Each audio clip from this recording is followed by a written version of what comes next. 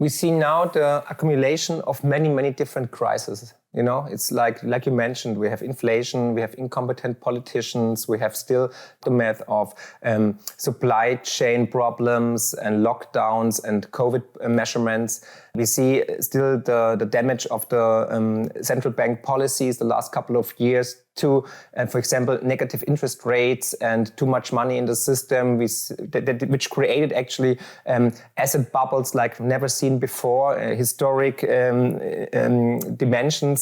And all these problems together are like the supernova of everything. So it's and crazy. We haven't even mentioned the geopolitical aspect. And we have on top of this, like the cherry on the cream, it's the geopolitical situation right now, which is crazy. But if you read a book, you know, I described that this is the cycle. Actually, you just can say it's always the same in the last 2,000 years. It's always the same. Civilizations rise and then they fail because of hybris, because of mistakes, incompetence, corruption, decadence. That's what we see right now, you know, and we have it all over the place. And now we are at the brink of a total collapse of the whole system. Welcome to Macroscopic. My name is Alexei Jonov from Geopolitics, and on this format I invite you to look at the world through different lenses, to see what's hidden in plain sight. Our world is an ocean, vast, complex and ever-changing. To navigate those turbulent waters, one must have a macroscopic view, seeing what's beyond the waves and tides, to discern the underlying currents that drive this world forward. We'll dive deep to understand the forces behind macroeconomics, financial markets, and the nature of money with assets like gold, silver, and cryptocurrencies. We'll also look at how geopolitics and power games shape the world we live in, but also what can we learn from history to understand the present and, most of all, prepare for the future. My first guest on this podcast is Marc Friedrich, best-selling author of 6 books and a renowned financial expert in Germany. With over 300,000 subscribers on his YouTube channel, Marc became famous by sharing valuable insights and knowledge about finance, geopolitics, and also all kinds of important societal topics. We actually met here in Amsterdam at the Bitcoin conference last October 2022 and decided to record this interview quite last minute, and this is the result of it.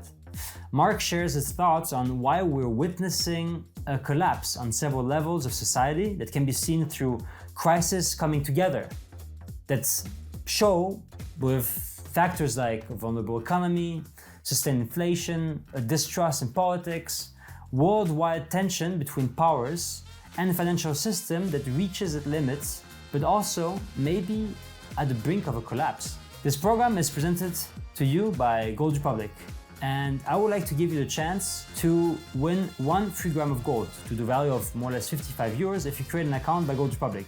Now, the link in the description down below.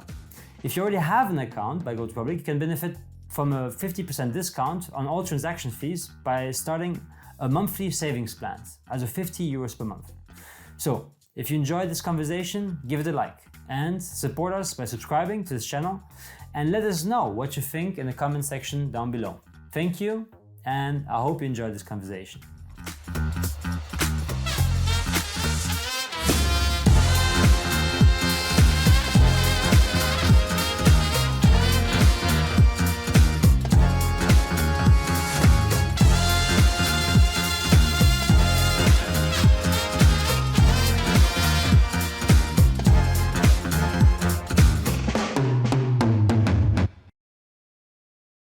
Marc Friedrich, you've been active since decades in the financial industry.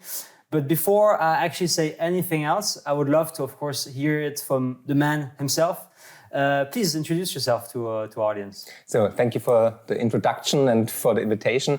So yeah, my name is Marc Friedrich. I'm from Germany, southern part, Stuttgart, and I'm a best-selling author. I wrote 6 books all about financial crisis, crash cycles, investment advice, and so on. And my last book got published in 2021, was the most successful book in Germany, Austria, and Switzerland. I described the cycles in this book, and I'm also a financial consultant to family offices, to private people, and I also founded Germany's first real asset-backed mutual fund.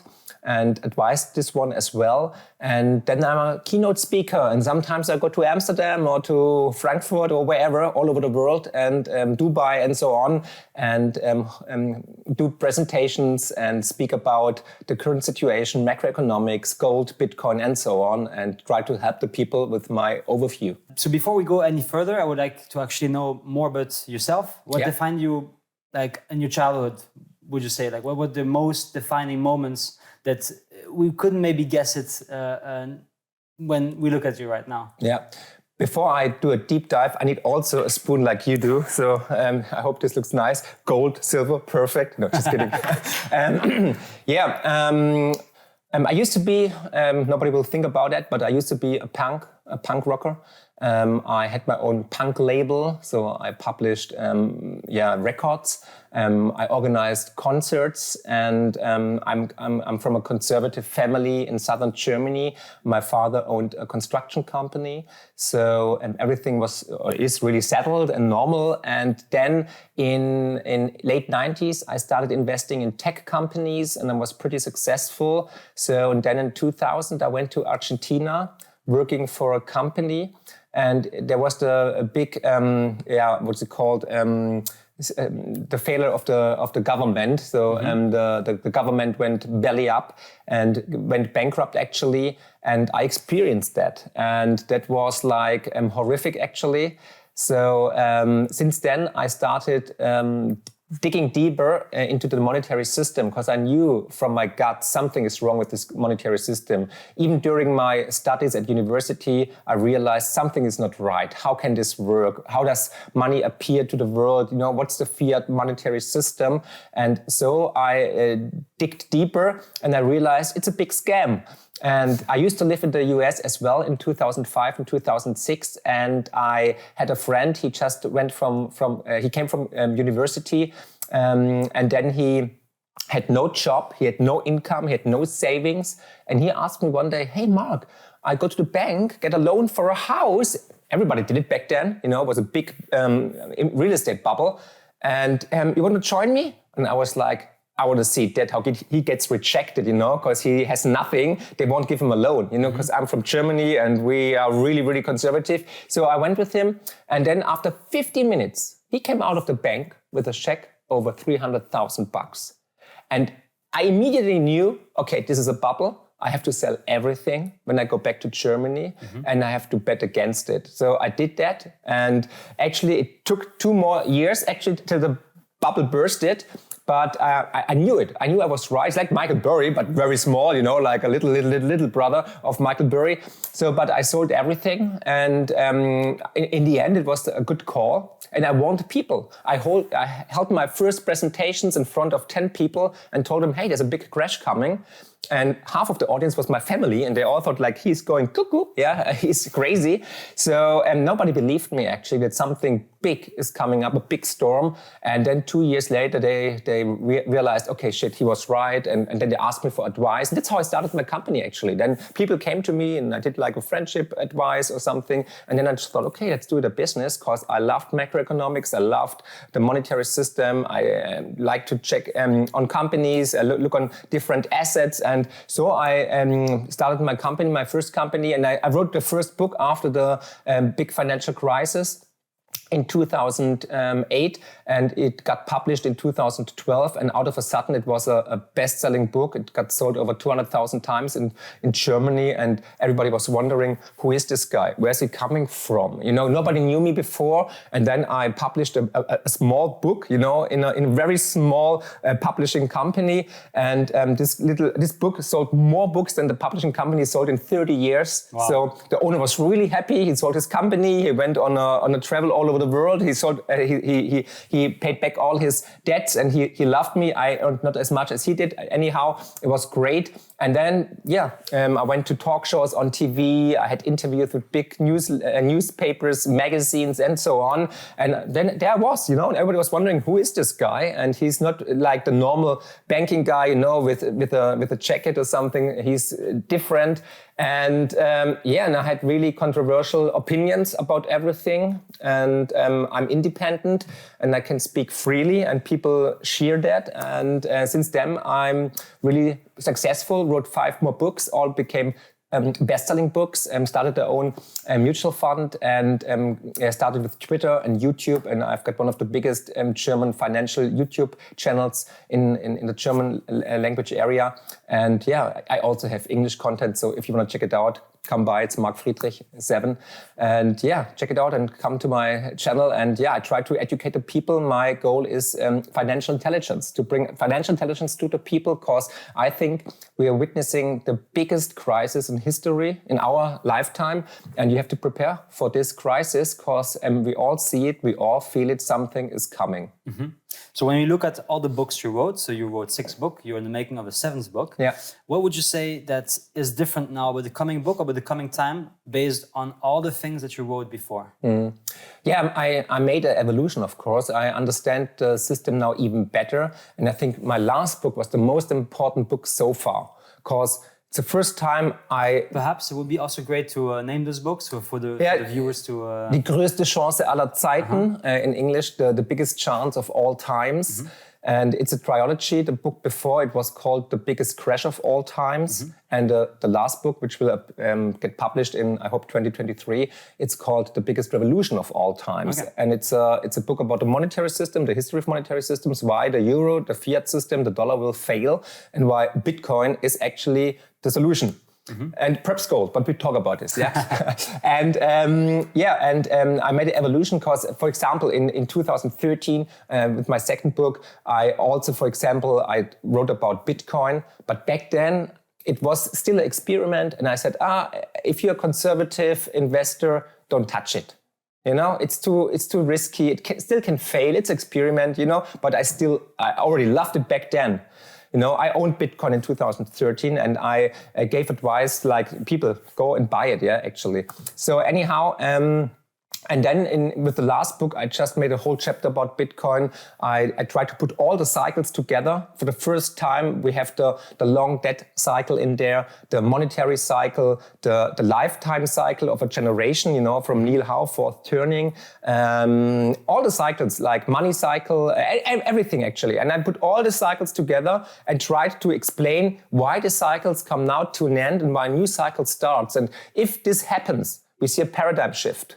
And paradigm shift with social unrest, with war, and with a new monetary system. Because if money dies, or when money dies, there's always a transformation, there's always trouble in the air, and that's what we're experiencing right now. We witness it right now. It started actually in 2008 with Lehman Brothers crash and with the big financial crisis. But the main ignition was the COVID hoax. Also there is a virus. No worries. I'm not denying it, but they used it. And there's a saying from Winston Churchill who said, never go to waste a crisis. And they saw their opportunity and they fucking took it, all over the world. Can you tell me the last time when the whole world said, we have one goal and we try to achieve it? It never happened. Mafia, drugs, weed, cocaine, everything. Every country has a different policy. But with COVID, they were all on the same page out of a sudden. Close the borders, lockdowns, put on your fucking masks and so on. And that was the start, actually, I think. So I know this is controversial, but this is my opinion. And we're still yet, in a democracy. And I can tell. And many things I mentioned on my YouTube channel on Twitter are now reality. We all know this jab, it's not doing what they said. We all know the lockdowns were definitely a mistake. And that's why I have to warn the people, because this influences also the investment advice and the investment strategy you have. And the next couple of years will be a wild ride. And I think we're experiencing history. History is made now. And all the cycles come to an end. A new cycle starts. That's what you have to understand, even if you're on a different page about, COVID or jabs or whatever. But you have to prepare yourself right now, because the next couple of years or weeks or months will be historic. In 20 years, we look back at a real mirror and we will just say, okay, shit, we were witnessing history and people will write books about it, but we were there, we lived it. What a fucking time to be alive, isn't it? I think we're in the midst of a paradigm shift. Yeah. We are literally witnessing history. Unfortunately, like when I look around me or I just talk to people, I think people notice it, but not maybe to the fullest extent. Some might even be not aware at all, maybe even ignorant, unfortunately. But this is also why it's important, also like the work that you do, that's educating people and enlightening about what is happening. And thereby, I would like to us to focus maybe on first things first. What is it that in the monetary system, if we look at it a bit on a bigger picture, that you've identified as the main causes of concern? And it can be also from maybe described from an evolutionary perspective, because you just mentioned it. You've went a long way. You've been writing for about 20 years. No, I'm writing for like 12 years now. Okay, 12 so years. a solid decade. That's proper. So you've been really intensively. But I studying. Sorry to interrupt you, but I studying the monetary system since Argentina since 2001. Exactly. 21 years now. You've paid close attention. So it would be interesting to hear about first the sequence of what went wrong and maybe like describe this domino effect that makes you believe that really now is the biggest crash of all time. Yeah. So, like I mentioned, I studied the monetary system since 2001 when I experienced the failure of the Argentinian government in 2001. I was 6 back then. Just kidding. No. And I realized pretty quickly, actually, because money rules the world and money is the foundation for everything, that the root of the problems is the monetary system. We create money out of thin air. They just print the money. They just put a button, and the money. They just push a button, and the money is there out of a sudden. So we have the fractional monetary system. Mm-hmm. So you just have to have a little money in real money on the account. And any bank, ING or Credit Suisse or Deutsche Bank can create money out of thin air if they just have a little bit like reserve at the central bank. Mm-hmm. And for example, 1% in the Eurozone. You just need 1%.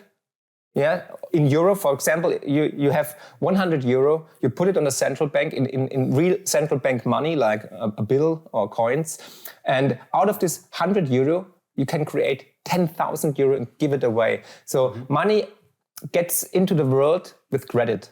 Every time a bank gives credit to somebody, a businessman or a housewife or whatever student, they create money out of thin air. So 1% is real money, 99% is actually fiat money. That's what the name says from the Bible. Fiat lux, there will be light, to fiat money. It has nothing to do with the Italian car company. No, it's an Italian. It's the fiat to be made. It means to be made. Yeah, to be made. But Fiat is not an Italian company. It's not Italian anymore. It's now Dutch because of the tax paradise, tax heaven here in the Netherlands. But it's a totally different topic. On paper. We can, yeah, of course, just on paper. So. Exactly, fiat money, it means there will be money. So they create it out of thin air and they just have to back or secure 1% of the money at the central bank, and then the other 99% they just create. And then they get money for it, like in interest rates or so on. So this is actually the problem, for example. And then, of course, on the other side, that the central banks in the last 30 years created one bubble after the next one. Every crisis they experienced, they saw on the horizon, they tried to print away, they tried to solve it with always the same solution. And the solution was reducing the interest rates and print money. Mm-hmm. Every crisis, since the late 80s. Greenspan started it, Bernanke, all of the Fed chairmen did the same every time. And they never solved the crisis, they never solved the problems, they always just put money on it and pushed it in the future. So they just bought time, expensive time, because the cancer, the problem, the main problem, the root of the problem was still there and grew bigger and bigger. I describe it as cancer. If you don't treat cancer, it just spreads everywhere, and it spread it. And now we have collateral damage like never before. It's such a big problem, you can't solve it anymore. The system is bankrupt, the system is insolvent. So it will fail. It's not a matter if it will fail, it's a matter when it will fail. So we will experience this end of this monetary system in the next couple of years, because the central banks did always the same solution. They always printed money and created one crisis after the next one, and every crisis was bigger than the crisis before. And now we have a crisis which is as big as the Mount Everest, and you can't solve it. Mm-hmm. And on the other side, they just let the banking industry, the investment banks, off the leash. They started speculating like never before, because they experienced, hey, if we miscalculate, if we do a mistake, we got bailed out. Perfect. Mm-hmm. This is like risk-free investing. Fuck it, great. Mm-hmm. The citizen, the government, the public has to pay. If we make a mistake, that's great. We're like, God. And it was the biggest mistake ever that we bailed, or that the politicians bailed out the big investment companies all over the world. And that's why we're in a big mess right now, because the politicians went hand in hand with the investment companies, saved them, and now they have this risk-free feeling like, hey, nobody can do us any harm because we are untouchable and we are relevant for the system. So I wanted to say a swear word, of course. We are relevant for the system. So we make the rules, and you have to bail us out, because they just blackmailed the politicians. They said, hey, if you don't bail us out, the euro goes belly up, or the dollar will fail, or the stock market will crash, or the treasury market will crash. And all politicians are dependent on the treasury market, because all politicians are socialists, and all socialists need debt and money from other people to finance their election, their votes, and finance projects like, I don't know, a new highway or some other idiot ideas they have sometimes. Mm-hmm. So yeah, there's a lot to actually unpack. I think the most important is, what I hear from you is also like the trust in the system, the creditare, the credit is at stake, and there's a trust crisis, thereby also credit crisis.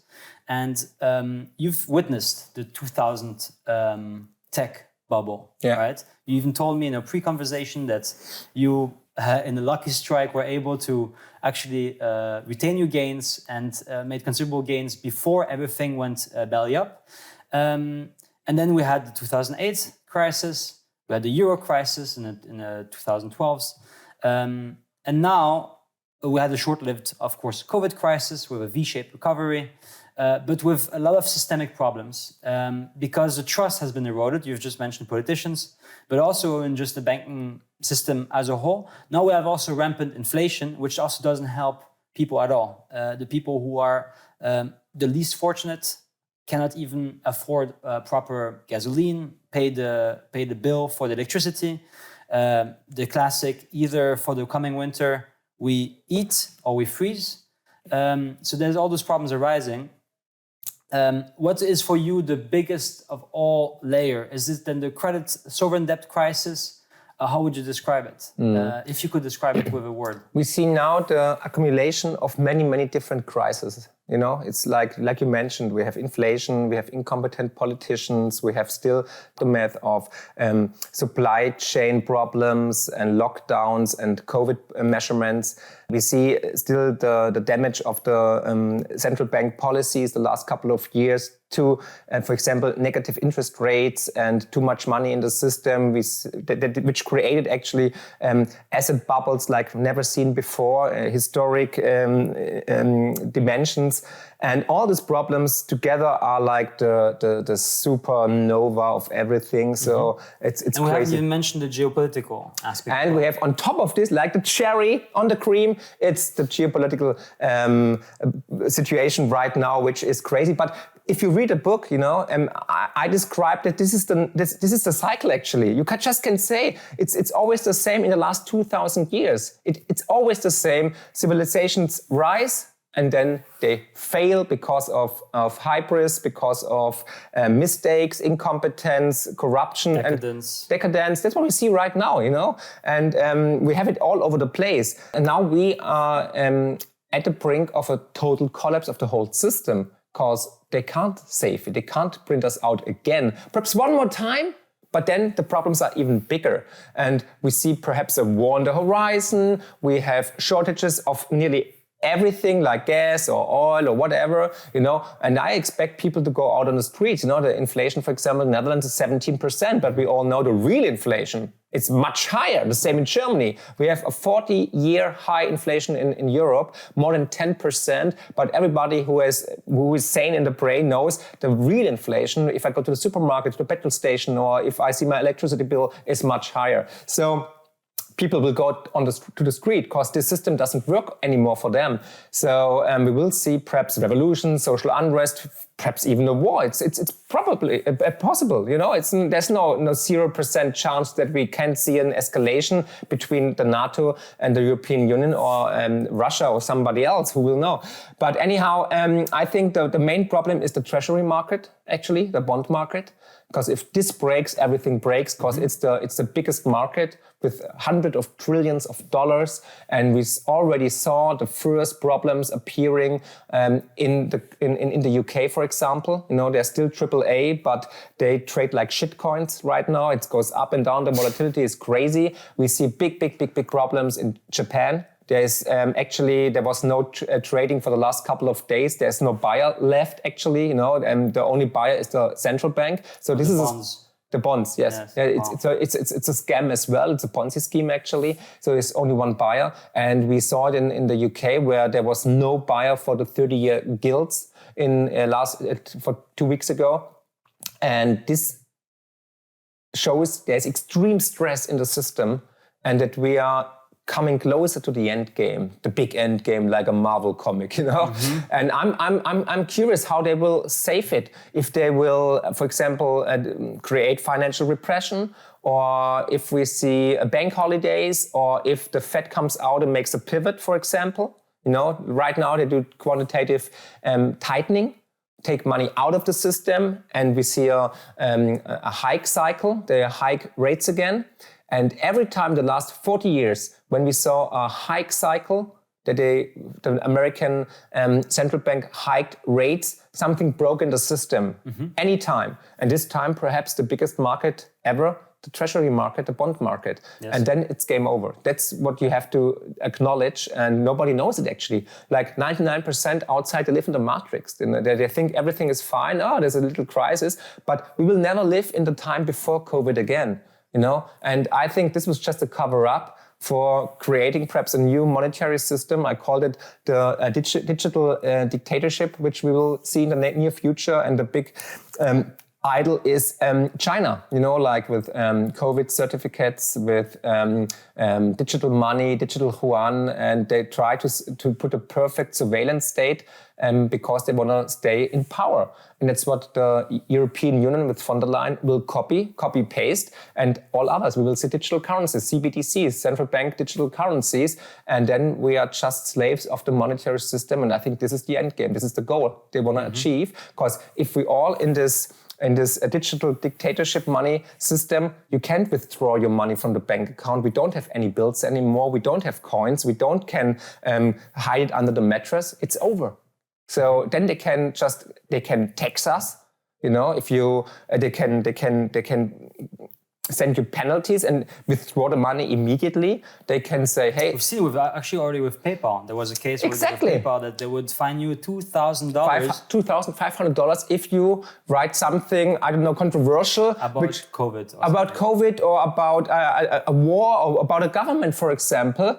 And if you don't behave, it's crazy. It's dystopian. It's dystopian. I thought it's awful. First, to be honest with you, Mark, I thought it was a joke. Yeah. I thought it was like a prank or something like fake news. But then I looked it up. It actually really was the case. I even know someone. Me too. Personally. Yeah. Who experienced this. Alexei, look at Canada. During the lockdown, exactly, the truck demonstration, the protest of the truck drivers in Canada who said, hey, sorry, we have to work, we have to live. And they just, they got penalties. They froze their accounts at the bank and all PayPal and everything. And that's crazy. And I don't know, we talk about Canada. It used to be a democratic government actually, what happened. And we see this transformation, we see this paradigm shift, and nobody is concerned about it. What's going on? Why there are not like millions of people on the streets, in the cities, in Amsterdam, in Brussels, in Berlin, in Madrid? Why not? Like they're like, oh, it's okay. It's like the frog in the boiling water, you know. At first, sure. it's cozy and warm, and you think, oh, jacuzzi, let's go. Where are the bitches? And you can cut this out, okay? But perhaps it's funny. And then, like 5 minutes later, you're fucking dead. And we are actually the frogs right now. And there is a saying from William Shakespeare, I don't know the English expression, but it says like, this is the sickness of our time. Crazy people lead blind sheep. Mm-hmm. And that's what's happening right now. You know, we all live in this matrix, and the most people have no time because they're in the spinning wheel, running, always faster to pay their bill and the mortgage and for the kindergarten and the rising bills and everything. They have no time to think about it. This is why this content is so important. Why people should educate themselves, because we're now experiencing the most exciting times in our lifespan. Mm-hmm. And if you do it right, you will preserve your purchasing power. It doesn't matter how big it is, for the next generations. And even perhaps if you invest in the perfect way, you will be rich forever. And your ancestors and your grandchildren will build like statues for you because you made them rich forever. Or you will lose all your money. Because if you look back in history, when this paradigm shifts happened, 95 to 98% of the people lost between 50 and 100% of their wealth. And that's why we have to prepare. And that's why I do this. I want to help people because I think it's an act of love, and we all have a matter to be here. This is the meaning of life. Help other people, you know? And that's why we're doing this. That's why I sit with you here in Amsterdam and don't do sightseeing or go to the Rijksmuseum or... What shall do after this interview? Don't mention it. I'm fishing for compliments. I go there and I try to steal some pictures. But anyhow, and that's why it's so important, because the time frame, the window of opportunity is not getting bigger, it's getting smaller and smaller, and you have to act now, and you have to act fast, and you have to act accordingly, and if not, you will be fucked. Mm-hmm. And left behind. We don't want that. It's of course a very grim outlook, unfortunately, but I would say it's also realistic. Reality. It's realistic. It's definitely happening. When we look at, because we're living in the Eurozone, and this is, I think you mentioned it in the panel yesterday. It is an experiment. It's a monetary experiment. It has never done before to this scale. And we also don't know when it will go belly up. Every currency goes belly up. But this time it's a monetary union. So it means that there's different partners, there's different countries, big economies, one of the biggest economies in the world. What do you think is the biggest problem in the way the euro is constructed, and what would be maybe possible solutions or an outlook about it? The biggest problem or the biggest mistake was to put different economies in one currency basket with one interest rate policy from the ECB. For example, you have strong economies like the Netherlands or Belgium or Germany, Austria, and you have very weak economies like the rest of it, actually. So Italy, Greece, we all know it, okay? And actually, they would need a totally different interest rate policy than, for example, the Netherlands or Germany. And we witnessed that it's not working since actually 2011, 2012. Since then, the euro is actually in intensive care. Mm-hmm. And we try to reanimate him all the time and try to keep him alive. But he is definitely pre-final. He will die. It's just a matter of time. But nobody is brave enough to say, okay, that's it. Let's put him asleep and then we're all happy and can go on. No, we create more and more collateral damage. You know, the idea behind the euro was to unify or to unite Europe, which is a great idea. I love it. Yeah. But do we need a currency which is not working, and we see the euro is harming the idea of Europe more than it helps him now, definitely. The euro is 20 years old, and it's now as low as never before. It's on a fully devalued. It's devalued Full like debasement, yeah. Exactly. We see that we get poorer and poorer actually against other currencies. And if you look, for example, against gold or Bitcoin, we see hyperinflation actually, because against Bitcoin it lost like 99% of its purchasing power. Against Bitcoin, over 90% already. You know, the official data is like we lost official. From the European Union, the euro lost more than 30% purchasing power since its introduction in 2001. 30%. But if you compare it to gold, for example, it's over 90% because gold went up 5 times. Bitcoin went up like 100 times. So anyhow, we lose money. So the euro is not working. And if you look back in history, and I did it with my books, and I mentioned this already in my first book, and I was always a big vocal critic of the euro or of the monetary union, because I think it's a historical monetary experiment which will harm Europe and Germany and all these people in the European Union.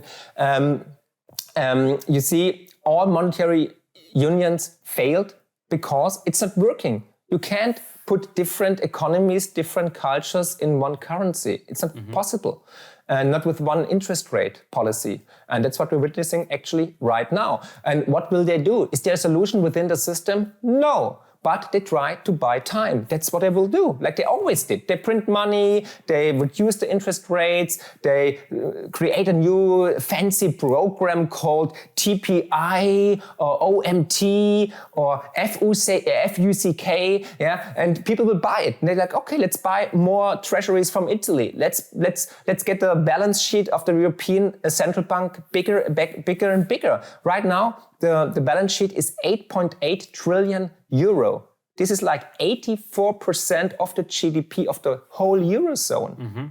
It's incredible. It's crazy. We're going bankrupt, you know, and we have to pay for it. It's our money, the money of the Dutch people, of the German people, of the French people, and the system is going to break. It's just a matter of time. Like I mentioned, it's not the question if, it's the question when it will happen. And of course, they will try to buy time. So what will we see? Perhaps we see like a North Euro or a core Euro, that they say, okay, it's just like the strong economies and all the other economies get out of the Euro for some time and we support them with money and so on.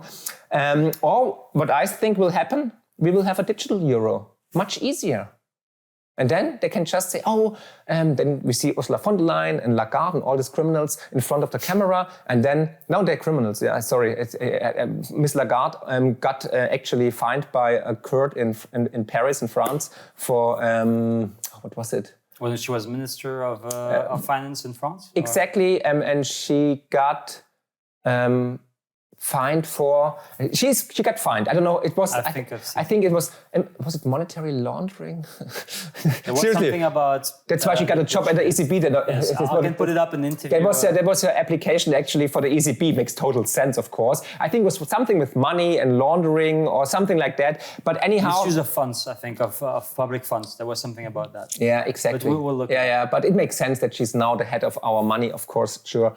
And anyhow, and Ursula von der Leyen has a lot of problems in Germany. There was the Berater-affair, consulting affair, and we all know she is not. She did something with Pfizer and so on, with the Pfizer leaks. Anyhow, it's a totally different video we have to make one day. The Pfizer leaks. I've made a video on this on my YouTube channel and went just like viral. What we will see, I think, it's like we will be digital slaves because they will introduce the digital euro and then they can fine us. They can say, hey, they come in front of the camera, Lagarde and von der Leyen say, with serious faces like, COVID or Russia or Putin or the war in the Ukraine, we have to stand together as a European Union, blah, blah, blah. And then they just say, okay, 10% on all your money. And this is like solidarity for whatever. Yeah. And people will buy it because the propaganda, the media, which is, that's one thing I have to mention. Very important, actually. During COVID and the lockdowns, the media was like nearly going bankrupt. And all the governments all over the world gave them money like never before. in every country. Do you have ways of proving that? Yeah, of course. It's an open secret. For example, the biggest newspaper in Austria got 20 million euro, like 10 times they earn normally. So of course they're not biting in the hand which feeds them, okay? And then we had this whole thing of propaganda, hey, this is good, and you have to behave and get vaccinated, and the lockdown is important, and so on. There was where was the critical journalism? There was just one narrative. So come on, people. And now all the lies come out. We have a pandemic of lies. Mm-hmm. And they can't hide it anymore. So anyhow, and then the media goes again with this narrative, and they say, oh yeah, we have to be full of solidarity because of the euro and the war and whatever, and people will buy it. And 99% are just brainwashed, are like sheep, and say, okay, it's a good thing that we give 10% of our money, and we already have like 20% inflation, and nobody can buy a home anymore in Amsterdam or somewhere else, but they will do it. So this is like propaganda. This is mass psychosis, which we're experiencing right now. So you have to read Orwell, you have to read Huxley. It's all happening right now in front of our eyes, and we have to stop it as humanity. Mm-hmm. If not, we will have horrible times. So, based on what you said, we see a collusion between the financial system and the political system. And with this constant debt creation, we also see more of the public realm take on the private realm. So nationalizations, for example, in Germany, you have energy companies being bought by the German government because they cannot function anymore. We see more and more of the public sector taking... Socialism. Yeah.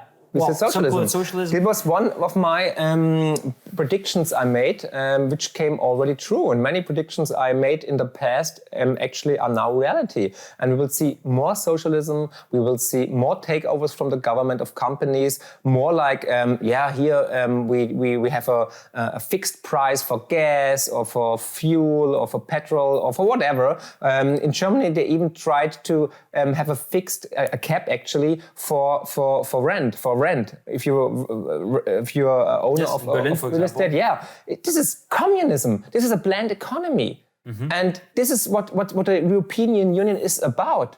That's the fucking goal. How would you define, in your terms, the socialism that we're witnessing as a definition? Socialism. That's it. It's socialism with a planned economy to surveillance the people, to plan everything. They want total control. That's it. That's why we have European Union. That's why we have the ECB, and that's why they want to introduce the digital euro. That's why they introduced actually the COVID certificate, and that's it. It all comes together one day. The big plan is, I guess, a chip, that everybody has a chip, and they all can track us wherever we are. It's happening. So would you say that it's not like a conspiracy theory? It's fucking happening right now. So would you say that what characterizes more European countries, what we call the providential state, the providence state, also like welfare state, helping, for example, unemployed people or just like social benefits, is that something that you would say is also part of what you would describe socialism, or it will be extent exactly. Where they will make us more dependent on their decisions. You know, there will be like because we see right now in Germany, we see deindustrialization, and we will see that the government, which created the mess, actually will come out and say, hey, we've got a solution. We just give you 300 euro for heating or 500 euro for inflation. So people get dependent like addicts on the government. So the politicians can come out on the media and say, hey, we're the solution, we're the cool guys, we spend your money. People don't know that if they give you 100 euro, they have to tax it like from you, like 500 euro, or even worse, or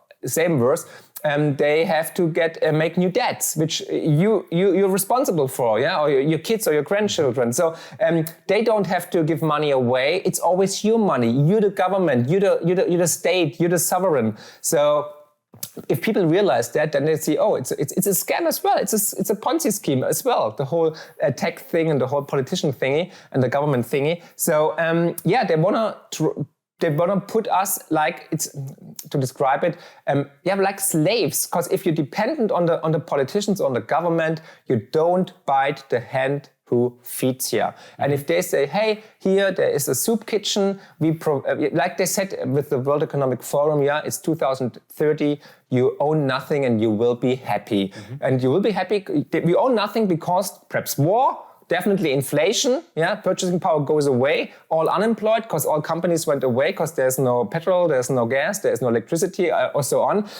But you will be happy because the big state, the government, Big Brother, is giving you a soup a day and perhaps 20 minutes of Netflix or internet for free. And everybody will be happy and be at home, and that's it. That's a dystopian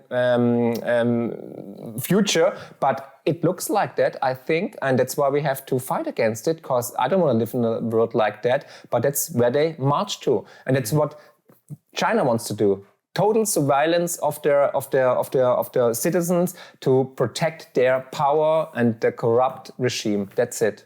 In this world, we've seen like this increasing financialization, but also this disconnection from reality. Putin, in one of his latest speech, actually described this as the sickness of the West. What do you think of that?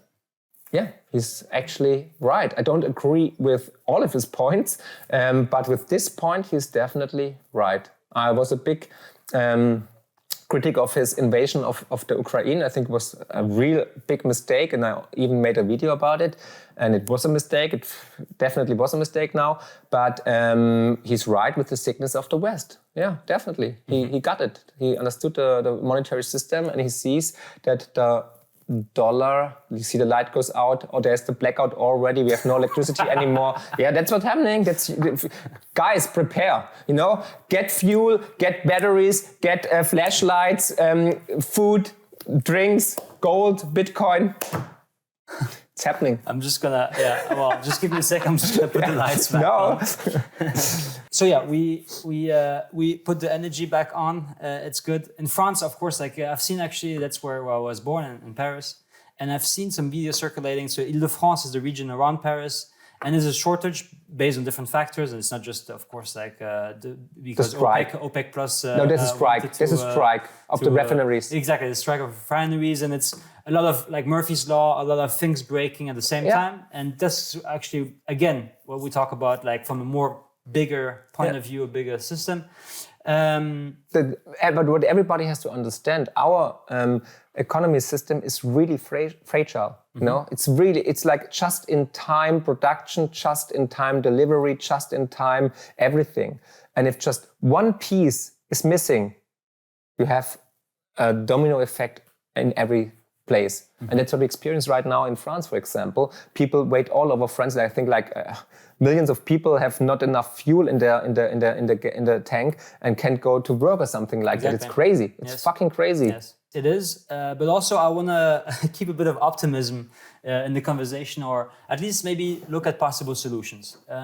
First, maybe what would you say from what went wrong? And it's also a very complex question because there's a lot of things that go within it.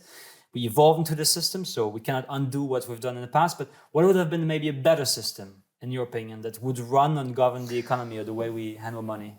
Unfortunately, to begin with this, we need, like Schumpeter said, Austrian economist, we need the total destruction, the creative destruction of the system before we can build something new. And I'm afraid we reached this point already that we can't solve the problem or the system within itself. Unfortunately, I'm sorry to say that.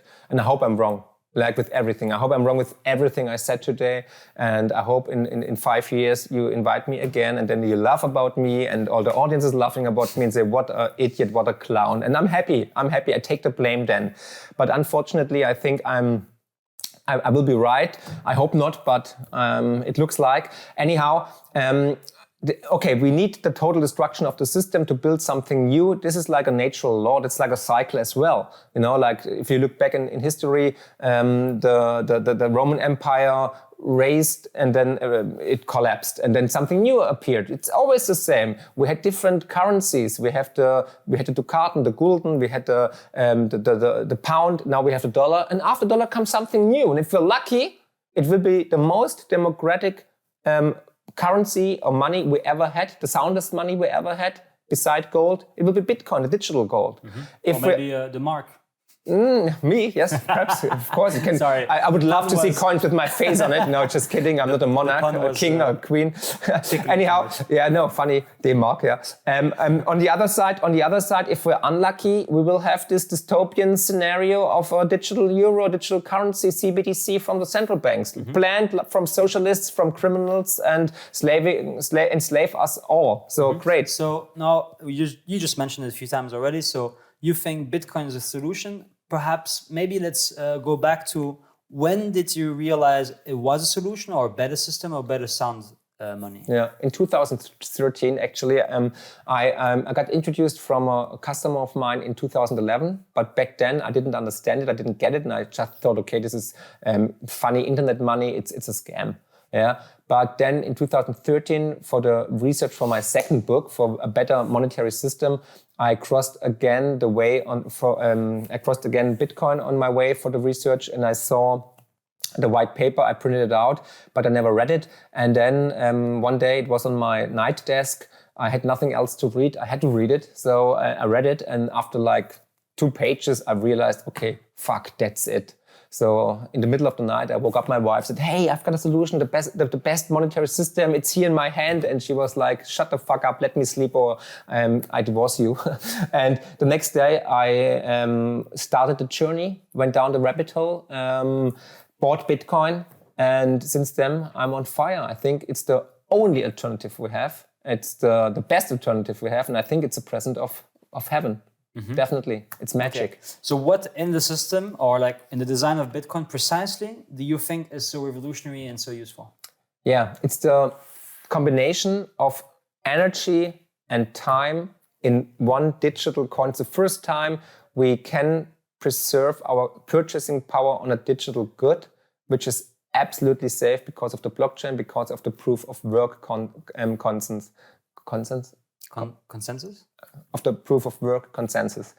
And it's just brilliant, made from Satoshi Nakamoto, which should win the Nobel Prize actually, and not Bernanke, but this is, that's crazy. Anyhow, and it's the first time a monetary system is digitalized.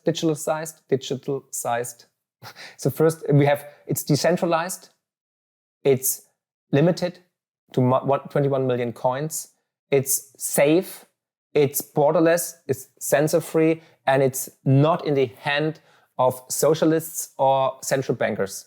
So this is just crazy. It's the most democratic form of money because you can be part of it in the beginning. Because every day new Bitcoins see the light of the world, and you can just be part of it.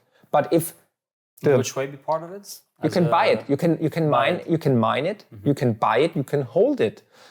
If banks create new euro, they get money, because if they create euro, they get money for it. Yeah, the central banks. But you can't get this money, and it's called seigneurage is in French, but would be I think in English is seigneurage. Seigneurage, exactly, because the central bank, the ECB, gets the seigneurage, and you don't. Yeah, and that's why Bitcoin is the biggest revolution of all times, and that's the title of my next book. It's a Bitcoin-only book, actually. I describe the history of money, what money is, why our monetary system will fail, and why Bitcoin is the best solution for the next golden era. So we just talked about Bitcoin. There's, of course, like thousands of other currencies. Would you say you're one of those that says Bitcoin only, Bitcoin maxi, or you open to see that like Ethereum or other cryptocurrencies, there's room for, well, not just only Bitcoin, but for other cryptocurrencies? I'm always open-minded. I'm not dogmatic or something, but we have to realize Bitcoin is not centralized, and all the other coins are owned by a company, by private person, by trusts. And this is always the weakest point, centralization. Because if, for example, one founder says, hey, I rip you off, or it got hacked or bankrupt, you're fucked. You can't hack the protocol of Bitcoin. There is no CEO of Bitcoin who has a backdoor and says, see you later, alligator. So that's why I prefer Bitcoin, because it's decentralized and it's independent, actually.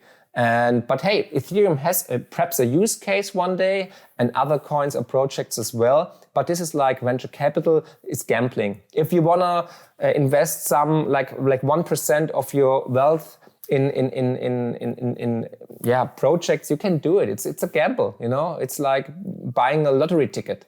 Yeah, it can work, but it doesn't have to. But I think it's like with the Nasdaq bubble or the internet bubble, like there are like 1,000 different internet companies and 5 survived: eBay, Apple, Amazon, and some other companies. And perhaps you find a lucky one. So perhaps you win the jackpot, okay? Mm-hmm. But I would concentrate on Bitcoin actually if I would invest, and if I would say which cryptocurrency will lead in the next years, I think it will be Bitcoin.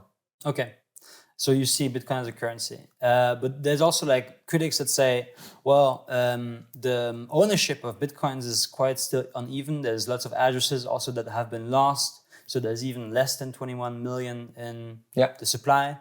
So it's even scarcer than what it is. But also as a denomination, if let's say it just like as a thought experiment, it reaches in the millions for one Bitcoin. Like the price of a Bitcoin reaches in the millions.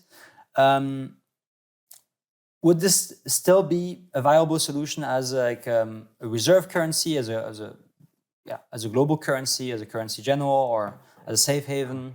So first, the ownership of it, so the distribution, and then like the usage of potentially as an economic viability. Yeah, there have never been more wallets like now. So the adoption is already happening. More and more people discover that Bitcoin is brilliant, that it's necessary to have to use. And so we have a record level of wallets right now, and this will increase with every bull market. So this is a good sign. So the spreading of Bitcoin will be more even, and more people will own it. Yeah, for sure. And if the price rises, the big whales will sell. But right now we have the same with the fiat currency. There are some which are really rich and describe where we have to go and make the rules, like big companies, big billionaires, and so on. And but with Bitcoin, I've got the possibility right now. I can buy it right now, and then in the future I will be part of it. You know, there are only 21 million coins. We're 8 billion people. So. Like you said, perhaps 3 to 5 million coins are already lost. So if you own one Bitcoin right now, and math is right, and I'm right, in 10 years, you will be the elite, actually. Mm-hmm. And I don't measure Bitcoin... If you don't sell. If you don't sell, if you hodl. But I don't measure Bitcoin in fiat anymore. I measure it in gold or real estate. I'm pretty sure you can buy a nice house here on the Drachten for 1 Bitcoin in the future. Mm-hmm. No problem. Perhaps even a whole street if hyperinflation comes. And people will realize, and people will decide. I'm a big fan of competition of currencies. And people will decide which is the best money, which is the best currency. Is it a USD? Is it fiat? Is it a shell? Or is it gold? Or is it Bitcoin? Mm-hmm. And if the people decide, I think they will say, hey, it's Bitcoin because it's easy to transact with. I can transfer it without a bank, without high costs, with the Lightning Network to Indonesia or to Brazil. And nobody can hack my account. Nobody can steal my wallet. Nobody can tax me for that. They will, of course, one day. But right now, if I send you from my phone P2P, Bitcoin, nobody knows. Nobody will. You see it on the blockchain, but nobody knows who's behind these wallets. It depends if you compromise your address, of course. Of course.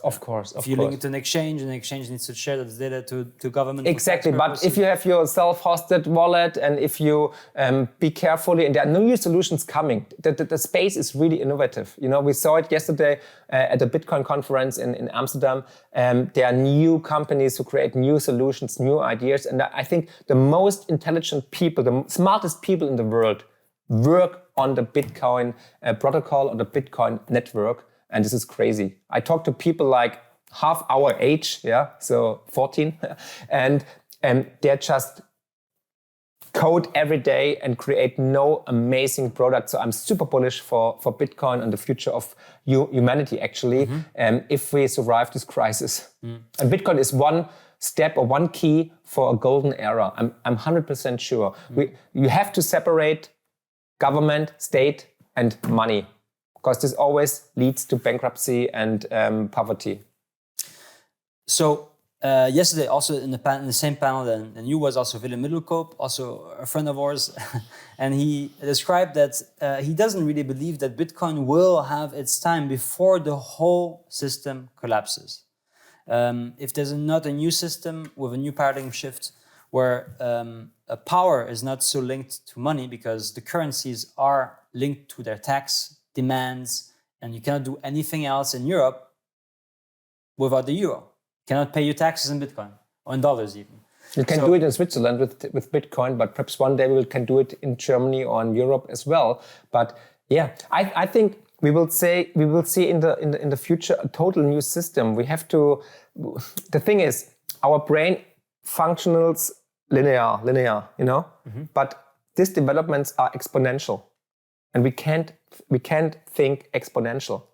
So if I would have told you 5 years ago there will be a lockdown and there will be, I don't know, this crazy times, 10%, 15, 17% inflation, there will be war in Europe, you would say, come on, take off your fucking tinfoil hat and go away. Yeah. But now it's reality, and it happened like this. And a black swan thing happens exponential.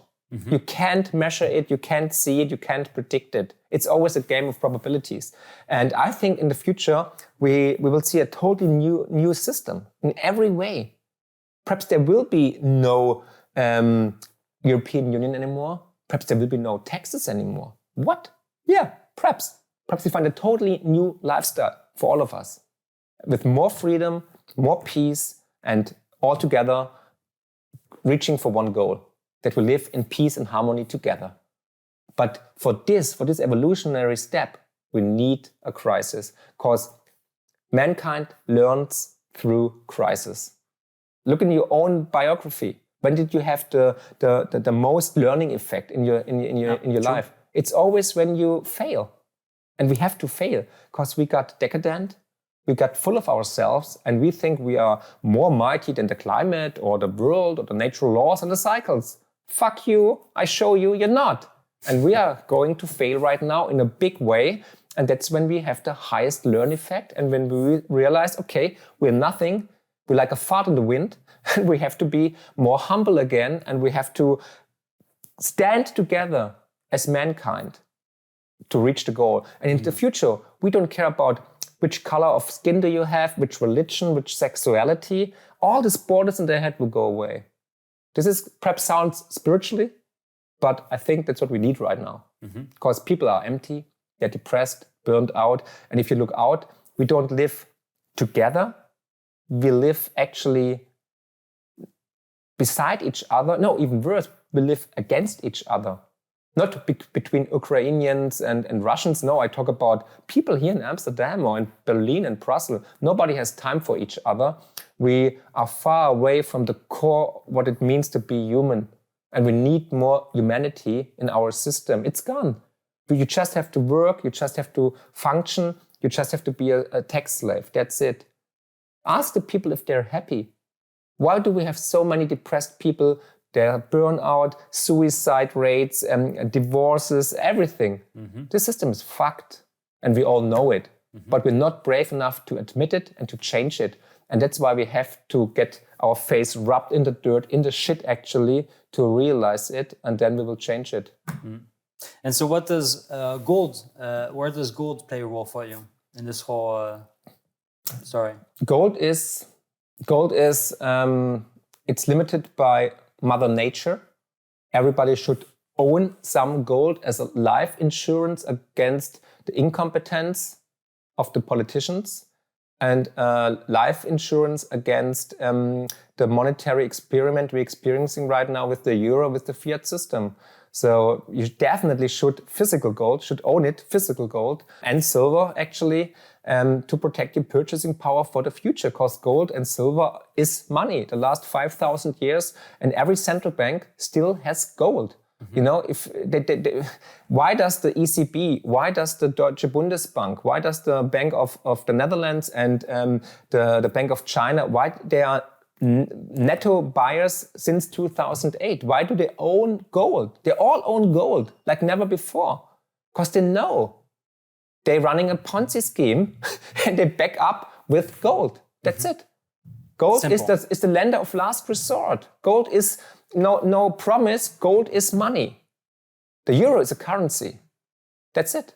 Yeah. And if people got it, and this video has to go viral, then they buy gold as a life insurance against theft and inflation. So what about silver then? You just mentioned it. How would you dissociate gold and silver? Because silver also has not as much as monetary use as gold has. It's mainly industrial driven. Yeah, I think silver is called, in German, it's called the gold of the little guy from the street. Poorest man's gold. The poorest man's gold, exactly. And it's heavily used in the industry. So without silver, you don't have a Tesla, you don't have an iPhone, you don't have a fridge. Nobody knows that. But there is too little silver in the world for all these crazy ideas the Greens have, like ESG and solar and wind energy.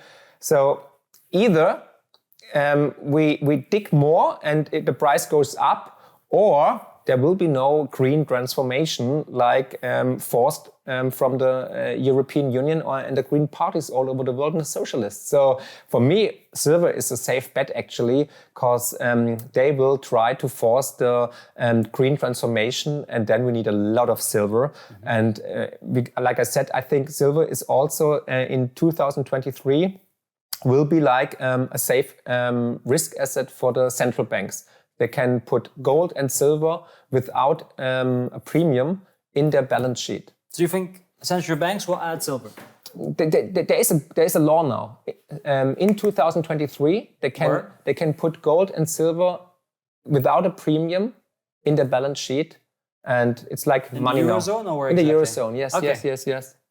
So that will be EU-wide. It's a EU regulation that will come into place. Okay, good to know.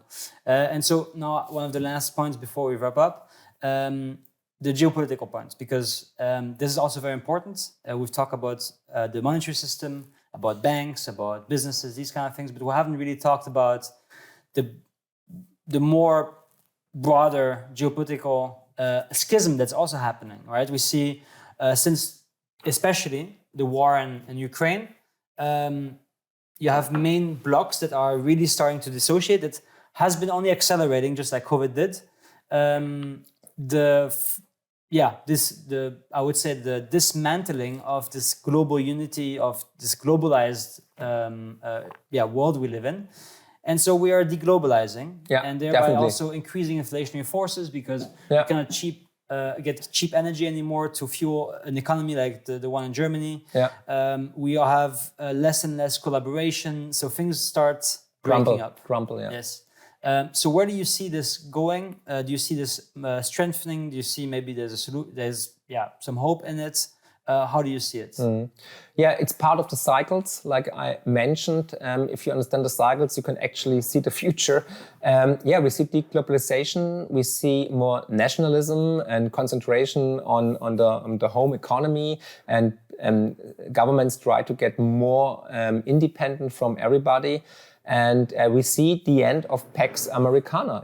We see that governments already attack the US dollar, the petrodollar. We see Saudi Arabia, for example, selling oil and gas in other currencies. We see China and Russia, of course, trading with ruble or yuan or renminbi. And therefore, the Americans try to save their system because they have the privilege of printing as much money as they want, print how much they want anytime, and finance their wars and their geopolitical strategies. And that's what they're doing for the last 50, 60, 70 years. But every 75 years, the long debt cycle ends and a new monetary system comes, and that's it, because Bretton Woods started in 1944, and now we have 2021. So this is like 22. Now we have 20. We're in 2022. Now in 2022, and this is like 78 years. So we're actually overdue already. So this is why we see all this crumbling system everywhere, and the change and everything. So Yeah, I think deglobalization will be a topic. Pax Americana will be a topic, and at first it gets worse before it gets better. So buckle up. I think it will be a wild ride. Perhaps we see an escalation of the war. Yeah, which I'm afraid we will see actually. So, because right now it's a proxy war, we all know it. It's already a war between the US and Russia, and it's just to save Pax Americana and the US dollar. And they wanna destroy Russia, and Russia wants to be in power, and it's just a big fucking mess. It's a shit show, and we all suffer. And it's like all the big wars happened in Europe, and this one as well, I guess. And if we are unlucky, we will experience a war, even if it sounds crazy. But a world war. Yeah, but I don't know how to. Yeah, perhaps a world war, if you want to call it that. But it's because we didn't experience a war in our lifetime. It doesn't mean that we are vaccinated against it. Yeah, so just. It's a probability. It's perhaps 10% or less, but it's a probability. It's always a game of probabilities, and it's not 0%. I'm afraid to say, and it's definitely a paradigm shift in any way. And if you know that, then you can prepare yourself in any way. Then it doesn't matter if you have gold or Bitcoin or shares and stocks and bonds, because if there's a war, other things are important, and that's why we have to put positive energy against it, be vocal about it, and say, hey guys, let's stop sanctions, let's go back to the table, and let's talk to each other. We have to talk. That's the only way to solve this problem. Because I'm 100% sure more weapons, more money, just create more deaths, more pain, and more war. And always ask yourself, cui bono, so who profits? And we all know who's the big winner. It's not Europe, it's not Germany, it's not the Netherlands. We have highest inflation ever in our lifetime. It's the US. The US sells the weapons, creates the dollars, sells the LNG gas to Germany or to Netherlands as well, I guess, makes a lot of money and is far away, and the dollar is as strong as never before. It's wrong. The dollar is as strong as it hasn't been in 20, 30 years, and all the money goes in the direction of the US. People buy, for example, US treasuries because they have like 4.5% right now. Companies think about moving away from Germany, from France to the US because they say, hey, come to us, you get a tax reduction and we have safe, cheap energy, and they attract all the employees and the companies, and they will be the big winner. I like the strategy. If you're American, great. I would do the same. Mm-hmm. But we have to get over that point to say Germany, Netherlands, the US, we have one fucking species. We're all the same. And we have to get over the point to say, okay, I'm German or I'm Spanish. But this needs a crisis actually to get there. Mm-hmm. So you've just mentioned it. Yeah, I agree with you. Like we should, of course, if possible, unite and be all together. But a lot of people think it might be a bit too utopian. We as humans have our own united policies. we stand, divided we fall. That's definitely 100% true. Yeah. So if we unite as humankind, if 2 million people were on the streets on Amsterdam, Rutte would be gone and everything would be different. But peacefully. It always has to be peacefully. And I think this time will come. People will go on the streets, and I hope without social unrest. So a peaceful change, like, for example, in 1989 in Eastern Germany. Mm-hmm. Sorry, but I interrupted you. No, I was wondering, what is, to conclude now, like a piece of advice you have for the viewers, the listeners as well, on how to prepare? Yeah, educate yourself. Mm-hmm. Watch this video, share it with people, read books, listen to podcasts like this one, educate yourself, understand the monetary system. Because if you fall in this rabbit hole and understand the monetary system, you understand Bitcoin, you understand gold, and you understand the geopolitical dimensions we are right now, understand the cycles. So important. If you speak German, buy my if you speak German, buy my last book and read the chapter about the cycles, then you just see it.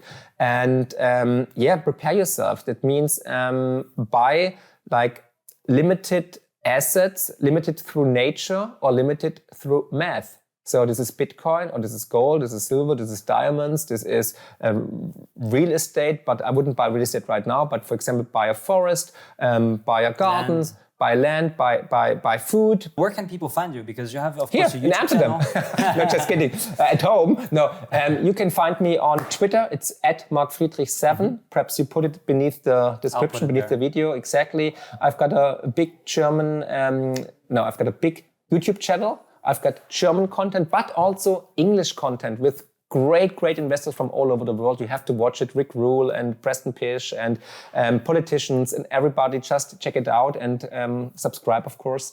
And you can find me on my website. It's friedrich-partner.de or marc-friedrich.de. And perhaps if you book me as a keynote speaker from Gold Republic or somebody from the audience, I will be all over the world in Antwerpen or in Paris or in Madrid or in Edinburgh. So I'm looking forward to see you. And if you see me, come to me, talk to me. I'm really open-minded and I love to meet people. Marc, it was a pleasure to have you here. To the viewers, of course, if you've liked this video, like it. If you liked it even more... I come back again. Exactly. Or I'll come visit you in Germany. Share it, subscribe to our channel, this new channel. And of course, share it to friends or people you think this might be relevant to. And until the next episode.